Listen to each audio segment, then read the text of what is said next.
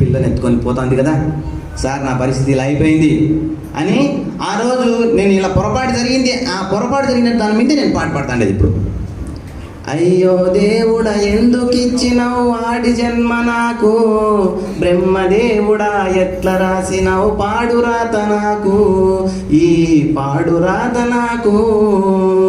అయ్యో దేవుడా ఎందుకు ఇచ్చినావు వాడి జన్మ నాకు, బ్రహ్మదేవుడా ఎట్లా రాసినావు పాడురాత నాకు, ఈ పాడురాత నాకు.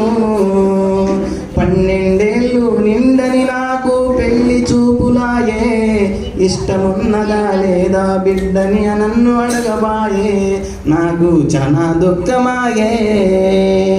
అయ్యో దేవుడా ఎందుకు ఇచ్చినావు వాడి జన్మ నాకు, బ్రహ్మదేవుడా ఎట్ట రాసినావు పాడురాత నాకు, ఈ పాడురాత నాకు అని చెప్పి ఆ పాప ప్రధాన ఉపాధ్యాయునితో మొరపెట్టుకుంటూ ఉంది. ఎందుకు మొరపెట్టుకుంటుంది? చేతులు కాలిన తర్వాత ఆకులు పట్టుకుంటే లాభం లేదు. ఒక్కసారి ఆశల కోసం వెతికింది, అందం కోసం పోయింది, ఇప్పుడు బాధపడితే లాభము లేదు. అందుకే ఆడపిల్ల బతుకు అంగట్లో సరుకు లాంటిది. అంగట్లో ఏ విధంగా అయితే సరుకును బేరమాడుతున్నారో ఆ విధంగా బేరమాడుతున్నారు.